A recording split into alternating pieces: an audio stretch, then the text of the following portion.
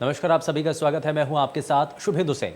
BJP के प्रदेश अध्यक्ष स्वतंत्र देव सिंह आज गाजियाबाद में प्रबुद्ध सम्मेलन में पहुंचे। यहां उन्होंने बताया कि डॉक्टरों का अलग अब चलेगा, वकीलों का अलग से प्रबुद्ध सम्मेलन का आयोजन किया जाएगा। फिलहाल बीजेपी के लिए सबसे मजबूत सीट माने जाने वाली साहिबाबाद में प्रबुद्ध सम्मेलन चल रहा है। वहीं पत्रकारों से बातचीत के दौरान किसानों के मुद्दे पर बोलते हुए उन्होंने कहा कि इस मामले पर राजनीति हो रही है। उन्होंने कहा इसमें सभी राजनीतिक दल शामिल हैं। राजनीतिक क्षेत्र में चुनाव के समय दल सक्रिय होते हैं और चुनाव में अपना अपना विषय रखते हैं और सभी लोगों को अपना विषय, चाहे आज सोनिया सक्रिय हैं, प्रियंका वाड्रा सक्रिय हैं, उत्तर प्रदेश में राहुल सक्रिय हैं, सपा, बसपा, कांग्रेस सभी पार्टियां सक्रिय हैं। वो अपना विषय रखेंगे, मैं अपना विषय रखूंगा। मैं सभी से पूछना चाहूंगा, इस राज्य को कौन चला सकता है? कानून व्यवस्था किसके राज्य में ठीक हुआ? आज गुंडे पलायन कर रहे हैं, गुंडे डर रहे हैं, तो कानून का राज आ जाए। आदरणीय योगी जी हैं, सपा बसपा लोग देखे हैं, भ्रष्टाचार देखा है, गुंडागर्दी देखा है। आज योगी शासन में कोई नहीं कह सकता है कि एक पैसा का कोई आरोप लगे। एक ईमानदार नेतृत्व है, परिश्रमी नेतृत्व है, रात दिन परिश्रम की पराकाष्ठा करने वाला नेतृत्व है और सबका साथ सबका विकास चाहता है, इसलिए सभी गरीबों का कल्याण चाहता है। तो लोग समझदार हैं। उत्तर प्रदेश 24 करोड़ जनता। वहीं उत्तर प्रदेश में अगले साल होने वाले विधानसभा चुनाव के मद्देनजर सत्तासीन बीजेपी सहित अन्य सभी पार्टियां अपनी अपनी तैयारियों में जुटी हुई हैं और इसी कड़ी में कांग्रेस महासचिव प्रियंका गांधी एक बार फिर यूपी के दौरे पर आ रही हैं। यहां पार्टी पदाधिकारियों के साथ बैठक कर चुनावी रणनीति तय करेंगी। इसकी जानकारी उत्तर प्रदेश कांग्रेस के अध्यक्ष अजय लल्लू ने साझा की। कांग्रेस प्रदेश अध्यक्ष अजय लल्लू ने एक बयान जारी कर कहा कि प्रियंका गांधी 2 दिवसीय दौरे पर लखनऊ आ रही हैं। यहां वो यूपी विधानसभा चुनाव को लेकर मंथन करेंगी और आगे की रणनीति तय करेंगी। उन्होंने कहा कि फिलहाल हम सभी लोग अपनी तैयारियों में जुटे हुए हैं। पार्टी के सभी पदाधिकारी और कार्यकर्ता उन्हें मिली जिम्मेदारी के अनुरूप अपना अपना दायित्व निभा रहे हैं।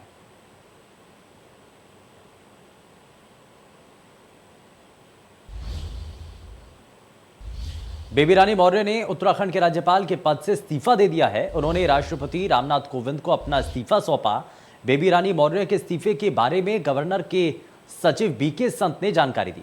बेबी रानी के इस्तीफे के बाद कयास लगाए जा रहे हैं कि उनको यूपी में बीजेपी कोई बड़ी जिम्मेदारी दे सकती है। राजनीतिक गलियारों में सुगबुगाहट है कि बीजेपी उनको विधानसभा चुनाव में उम्मीदवार बना सकती है। वहीं आगरा में रह रहे उनके बेटे ने बताया कि उन्हें भी अभी केवल इस्तीफे को लेकर की ही जानकारी है।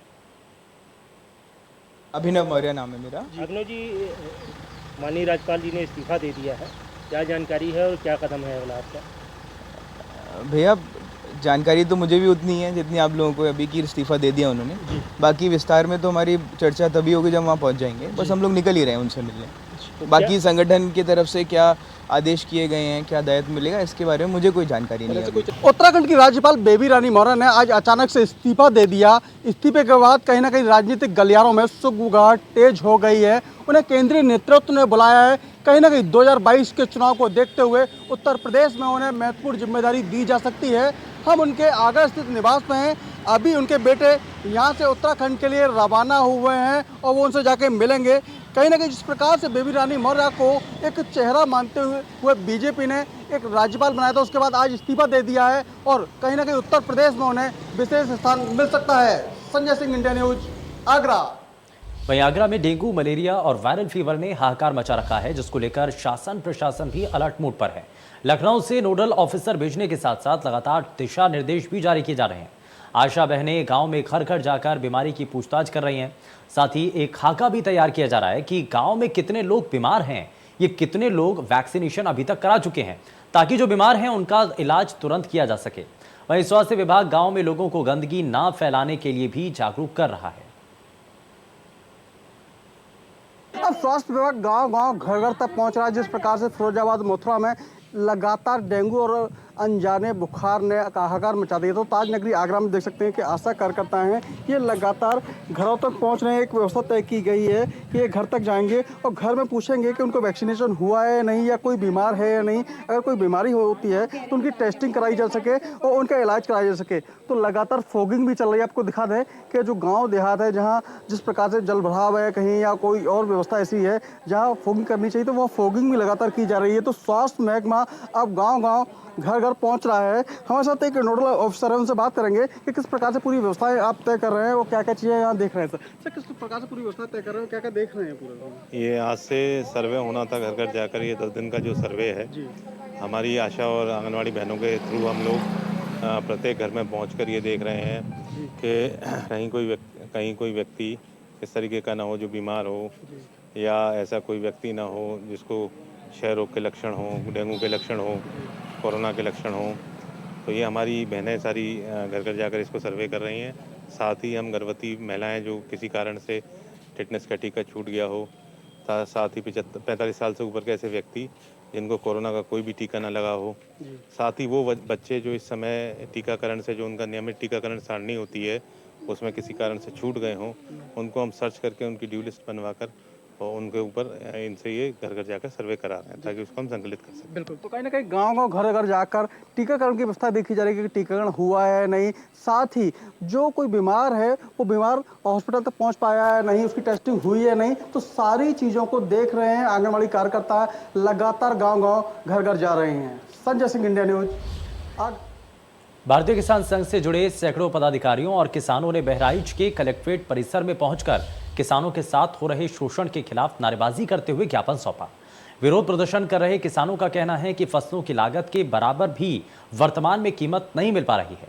किसानों ने कहा कि सरकार एमएसपी की बात करती है जबकि हमें फसलों की लागत के बराबर भी कीमत नहीं मिलती है।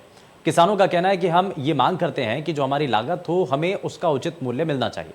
ज्ञापन देने पहुंचे किसानों का यह भी कहना है कि चाहे गन्ने की फसल हो या धान की फसल या गेहूं की फसल हो, इन सभी फसलों को उगाने में किसानों को अच्छी खासी लागत लगती है, लेकिन जब फसल पैदा हो जाती है तब लागत के बराबर भी उसका दाम नहीं मिलता है।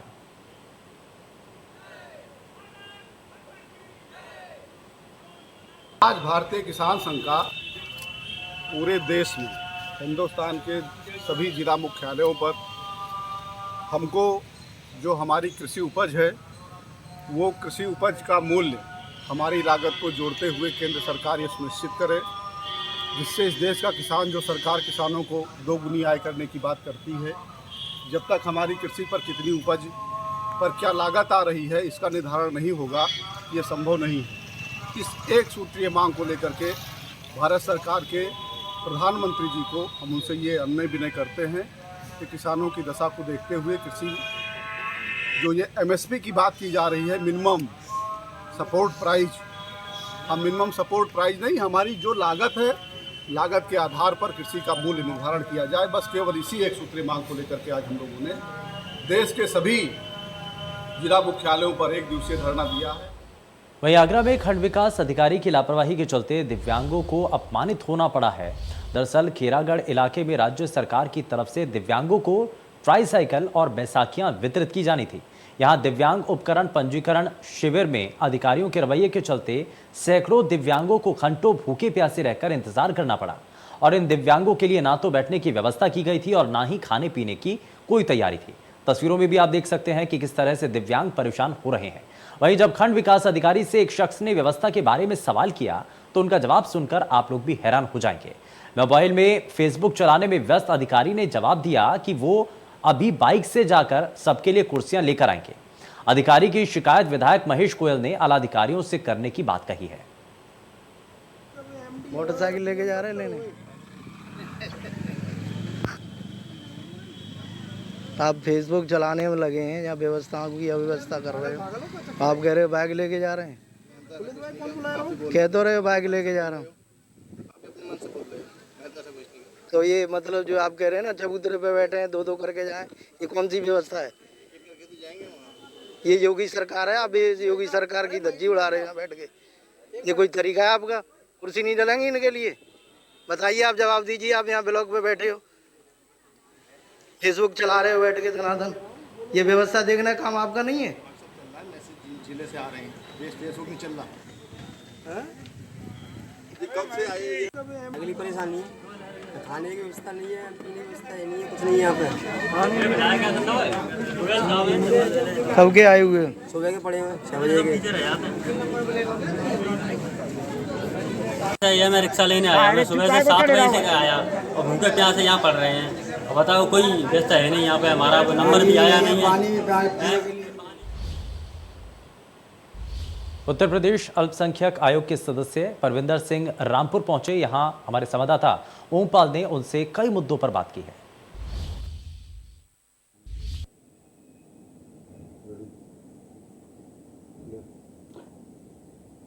उत्तर प्रदेश अल्पसंख्यक आयोग के सदस्य परविंदर सिंह हमारे साथ मौजूद हैं। आज पहली बार रामपुर पहुंचे हैं, इनसे सीधे मुखातिब होते हैं। सर, हम देख रहे हैं आज पूरे उत्तर प्रदेश में जिस जनपद में भी हम गए हैं, वहाँ पर जो भीख मांगने वाले बच्चे हैं या उनके माता पिता हैं, वो नन्हे नन्हे मासूम बच्चों से भी वही काम करा रहे हैं। और ये बड़ा अभिशाप भी है। जब हम निकलते हैं कहीं तो हमारी मानवता भी हमारे दिल को झकझोर देती है उनको देख करके कि क्यों ना इनको शिक्षा से जोड़ा जाए, क्यों ना इनको अच्छे रास्ते पर चलाया जाए।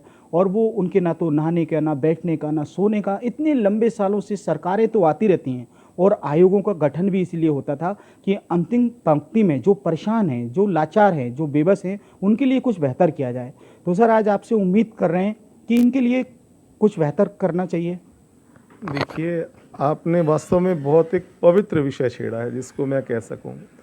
पूर्व में मुझे किसी समाचार पत्र अथवा चैनल के पत्रकारों ने इस विषय को कभी मेरे समक्ष नहीं रखा।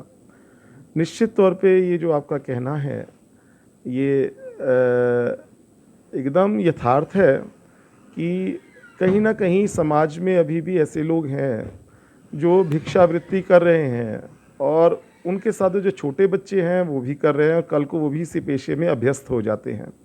लेकिन कहीं ना कहीं मुझे ऐसा लगता है कि कुछ ऐसे लोग भी हैं कि जो जबरन भिक्षावृत्ति को बढ़ावा दे रहे हैं और वो जानबूझ के बच्चों से गिरोह के रूप में ह्यूमन ट्रैफिकिंग के थ्रू इस तरह की चीज़ें कराते हैं।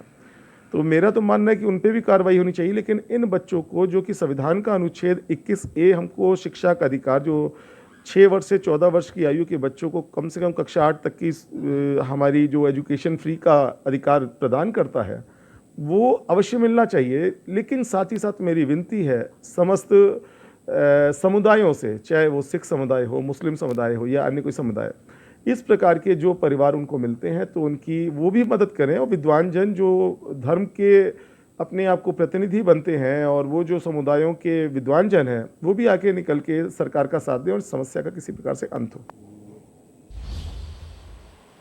वहीं 2022 के रण को जीतने के लिए सभी विपक्षी दलों ने जमीनी स्तर पर काम करना शुरू कर दिया है। समाजवादी पार्टी के तमाम पदाधिकारी और विधायक गांव-गांव जाकर अपने बूथ को मजबूत करने में लगे हैं। वहीं लखनऊ के मोहनलालगंज विधानसभा से सपा विधायक अम्बरीश सिंह पुष्कर भी इन दिनों अपने क्षेत्र के गांव-गांव जाकर अपना वोट बैंक को मजबूत करने में लगे हैं। आज उन्होंने मोहनलालगंज के अमवा मुर्तजापुर गांव की चुनावी जनसभा भी इस दौरान की है और जनता के साथ संवाद किया। मिशन 2022 की तैयारी में विपक्ष भी जुट गया है, उसने कमर कस ली है। आपको बता दें, गांव-गांव जा करके जनसभाएं की जा रही हैं। इस वक्त की बात करें तो राजधानी लखनऊ के हम अमुआ मुर्तजापुर गांव में हैं और ये मोहनलालगंज जो विधानसभा क्षेत्र है उसमें आता है। और हमारे पीछे देख सकते हैं कि जो यहाँ के क्षेत्रीय विधायक हैं अम्बरीश सिंह पुष्कर, वो यहाँ पर जो चुनावी जनसभाएं हैं वो लगातार कर रहे हैं गाँव-गाँव जा करके, क्योंकि इस वक्त सपा का भी एक अभियान चल रहा है कि वोट बढ़ाओ और बूथ बढ़ाओ। सर, किस तरह से 2022 की तैयारी चल रही है? देखिए, जो 2022 की तैयारी हम लोगों ने समाजवादी पार्टी के राष्ट्रीय अध्यक्ष माननीय अखिलेश यादव जी के निर्देशानुसार हम लोग गांव-गांव जाके बूथ पे जाके हम लोग पार्टी की छोटी-छोटी जनसभाएं कर रहे हैं। आज ये देख रहे होंगे कि एक गांव की एक जनसभा है जहां पे हम अपने ग्रामीण भाइयों से, अपने बुजुर्गों से हम लोग मिलते हैं और उनका आशीर्वाद प्राप्त कर रहे हैं। उनकी जो दिक्कतें हैं उसको हम लोग जानने का प्रयास कर रहे हैं और उनको हम लोग बताते हैं कि पिछली सरकार में जो समाजवादी की सरकार थी उसमें चौतरफा विकास हो रहा था। आज की डेट में हमारी विधानसभा में विकास कार्य पूरी तरीके से ठप है। पूरी क्षेत्र की सड़कें जर्जर हो गई हैं। किसानों के अपनी आवारा पशुओं से किसान पूरी तरीके से पीड़ित है। डीजल पेट्रोल के दाम इतने बढ़ चुके हैं कि आज वो अपने खेतों की सिंचाई भी नहीं कर पा रहा है। किसान क्या, हर वर्ग इस सरकार से पूरी तरीके से पीड़ित हो चुका है और गांव-गांव में सब लोगों ने 2022 में माननीय अखिलेश यादव जी को मुख्यमंत्री बनाने के लिए बिल्कुल तैयारी कर ली है और सबको केवल इंतजार है इस चुनाव का कि जैसे ही चुनाव आए हम लोग किस प्रकार इस आताताई जो सरकार है इसको हटा के हम लोग किस प्रकार माननीय अखिलेश यादव जी को हम लोग मुख्यमंत्री बनाए। हम सभी लोग उस पर काम कर रहे हैं। अच्छा, इस बार अगर देखा जाए तो जो चुनावी घोषणा पत्र होगा तो सपा में क्या वो विशेष रहेगा? जनता को लुभाने के लिए क्या विशेष वादे किए जाएंगे? देखिए, हम लोग लुभाते नहीं, हम लोग काम करते हैं। हम लोग जो घोषणा में देंगे वो हम लोग सभी के लिए करने का प्रयास करते हैं। जैसे हमारे माननीय राष्ट्रीय अध्यक्ष जी ने कहा है कि गरीबों के आज देखिए कि स्मार्ट मीटर लग गए हैं। लोगों को पहले के बिल उतनी बिजली का जब 100 वाट का बल्ब जलाते थे 200-300 आता था, आज LED बल्ब जलाने के बाद उसका 3-4 गुना आ रहा है। तो हम लोग 300 यूनिट बत्ती हम लोग हर गरीब को फ्री देने का काम करने जा रहे हैं। और यहाँ तक कि जो समाजवादी पेंशन है, हमारी तमाम माताएं बहनें हैं जो पिछली सरकार में 500 रुपये समाजवादी पेंशन पाती थी, अब की समाजवादी पार्टी के राष्ट्रीय अध्यक्ष माननीय अखिलेश यादव जी ने तय किया है कि अब की सरकार बनने के बाद हम उन सभी को 1500 रुपये प्रतिमाह मासिक पेंशन देने का काम करें, जिससे उनकी गृहस्थी सही ढंग से सही रूप से चल सके। इसके अलावा तमाम अभी हमारे मैनिफेस्टो में हर वर्ग के लिए, हर वर्ग को सुविधाओं को देखते हुए हमारे माननीय राष्ट्रीय अध्यक्ष जी मैनिफेस्टो बना रहे हैं। और मैं समझता हूं कि हमारे मैनिफेस्टो के बाद जो हमारे कहने और करने में कोई अंतर नहीं। और मैं उम्मीद करता हूं कि आने वाले समय में जो हमारा मैनिफेस्टो आएगा तो हमारे साथ उत्तर प्रदेश की जनता बड़ी संख्या में जुड़ेगी और हमारी प्रचंड बहुमत के साथ उत्तर प्रदेश में सरकार बनेगी। बिल्कुल, अब देखा जा रहा है कि मिशन 2022 में सपा ने भी कमर कस ली है और गांव-गांव जा करके अपने बूथ को, अपने वोटर्स को मजबूत कर रही है। हालांकि इनके द्वारा कहा जा रहा है कि इस बार जो मैनिफेस्टो आएगा उस घोषणा पत्र में तमाम लोक लुभावने वादे होंगे जो पूरे करेंगे, उसी को लेकर के 2022 में सपा की सरकार बन पाएगी। लखनऊ से इंडिया न्यूज के लिए जय शुक्ला। वहीं सपा अध्यक्ष अखिलेश यादव ने साल 2016 में 133 करोड़ रुपए की लागत से आगरा इटावा साइकिल ट्रैक बनवाया था, लेकिन देखभाल न होने के चलते आज ट्रैक जर्जर और बेकार हो चुका है। अब अखिलेश यादव 2022 में बाईसाइकिल का नारा देकर ही सत्ता में वापस आना चाहते हैं। सरकार में बनाया गया साइकिल पथ जो आगरा और इटावा को जोड़ता है, जिसमें करीब 207 किलोमीटर का ये ट्रैक है जो 133 करोड़ रुपए की लागत में बनाया गया, उसकी स्थिति बिल्कुल जर्जर हो चुकी है। जहां एक तरफ सरकार की मंशा ये थी कि ये ट्रैक से लोग साइकिल से बाकायदा आगरा से विजिटर्स इधर इटावा में जो लॉन्च सफारी है वहां आएंगे, लेकिन एक तस्वीर मैं आपको दिखाऊंगा कि सामने बिहड़ी इलाका होने के कारण चारों तरफ ये पूरी तरह से जर्जर हो चुका है, टूट चुका है। कैमरामैन सुनील परासर के साथ अमित मिश्रा, इंडिया न्यूज इटावा। मिर्जापुर में गंगा नदी में एक बड़ा हादसा हो गया जिसमें 6 लोगों की डूबने से मौत हो गई। दरअसल नाव में सवार 12 लोग स्नान करने के बाद वापस लौट रहे थे, लेकिन तभी श्रद्धालुओं से भरी नाव डूब गई, जिनमें 6 लोगों को बचा लिया गया, जबकि 6 लोगों की तलाश की जा रही है।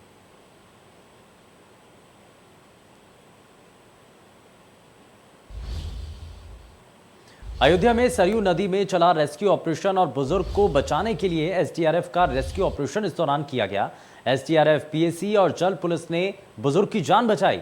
65 साल के बुजुर्ग को सरयू नदी से बाहर निकाला गया। बुजुर्ग को श्रीराम अस्पताल में भर्ती कराया गया। बुजुर्ग ने सरयू नदी के पुल से छलांग लगा ली थी।